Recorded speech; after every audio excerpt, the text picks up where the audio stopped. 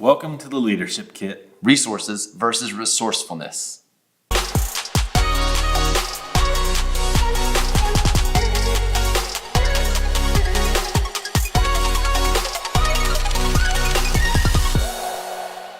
In the blue corners, resources. In the red corner, resourcefulness.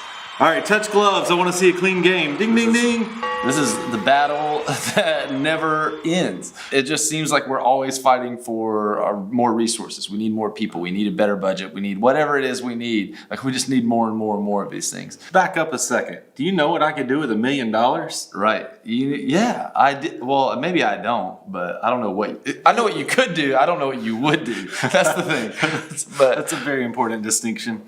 So we're always looking for more resources. We're also always trying to find a way to be more resourceful, to be able to use the things we've got even better, to be able to utilize the things we already have instead of worrying about the things we don't have yet. If you want to find out how resourceful your people are, cut their budget in half.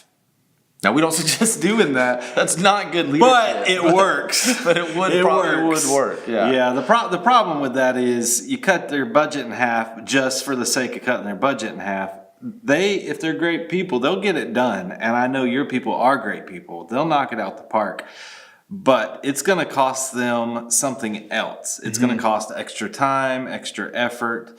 However, the good thing is it would spawn creativity. I can't tell you how many times I've been given a job to do and told that the resources I have to do it are extremely limited or not there at all.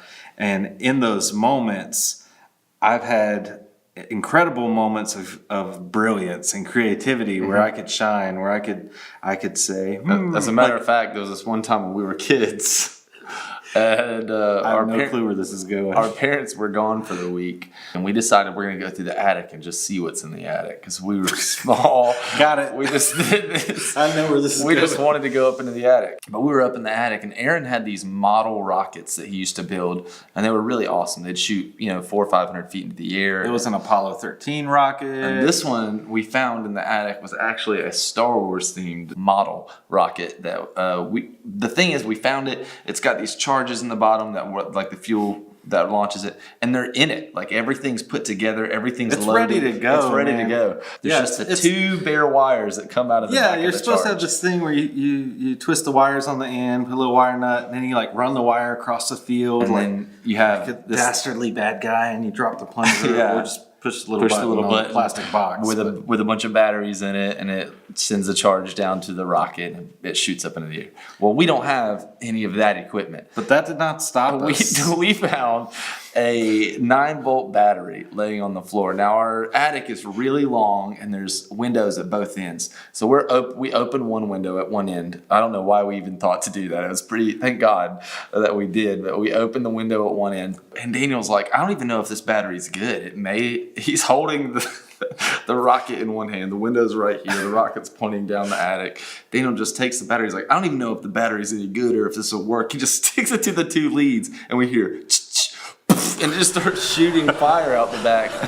It's probably like 2 feet of flames that's shooting out of the back of the thing. And sparks that flew While much further than 2 feet. Daniel's just holding it in his bare hand in our attic. And we just stood there and screamed for, 45 seconds straight until it finally stopped. And the whole house is full of smoke. The moral of the story is don't let a lack of resources stop you. If you don't have enough resources, you can get creative. Be creative. No doubt. Absolutely. We want to challenge you that your problem is probably not just your resources, it's your resourcefulness. Oftentimes we've got so many things already at our disposal that we aren't utilizing to its fullest. There's people that we haven't gotten involved yet that are kind of still on the fringe. There's a lot of things we can do to make sure that we're already moving the ball further and further towards our goal without needing, double the budget or, 50% more employees or whatever it is that we think we need. There's something we can do at least to be more productive now. A huge pet peeve of mine is when someone says, yeah, I couldn't get that done because I didn't have enough time, especially when it's something that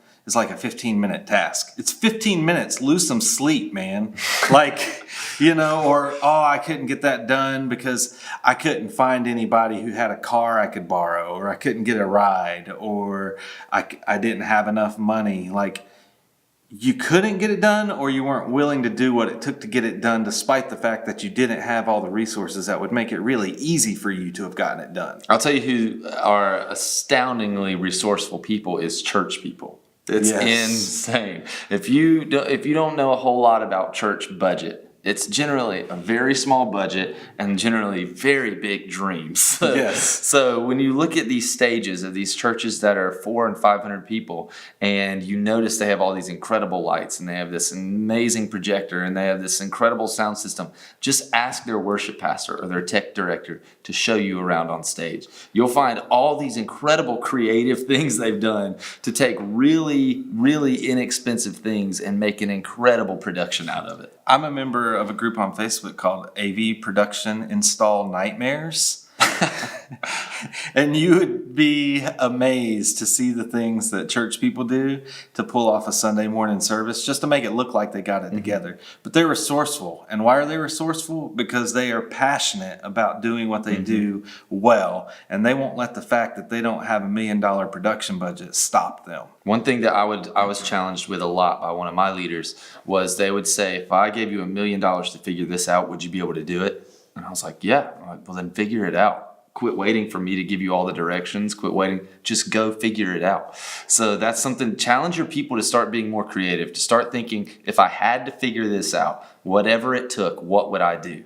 If I had to use only the resources I have, I'll tell you something. We have sent people to the moon, and whatever you've got to figure out, whatever problems you have to solve, they're not as difficult as sending someone to the moon. So do something creative. Quit thinking about the things you don't have. Quit thinking about all the obstacles that are keeping you from doing it, and just start getting creative. Try something new. Go outside of the avenues you've already tried. Ask for other input. Get people involved. So Parkinson's law says however long you have to do a task is how long it's going to take to do the task. Now, obviously, if you give yourself 1 minute to do a task like pave a driveway, it doesn't always work. It's more of a suggestion. We would like to challenge you to pick something this week and to limit your resources that you think you need in order to achieve this task. So comment below and tell us the things that you've decided that you're going to be more resourceful with. Maybe it's something in the past, even a story that you've got that would help somebody else. Tell us a way you've been more resourceful, some way that you can be more resourceful. What is it that you're challenging yourself with right now? We have another challenge for you right now, and it requires 0 resources. All you have to do is smash that like button. Yeah, comment and subscribe. Make sure you're engaged with us. We'd love to hear from you and be able to talk back to you, son, directly about some things that you're concerned about or thinking about. I don't think you can say that to them. I just did. We'll see you next week on TLK.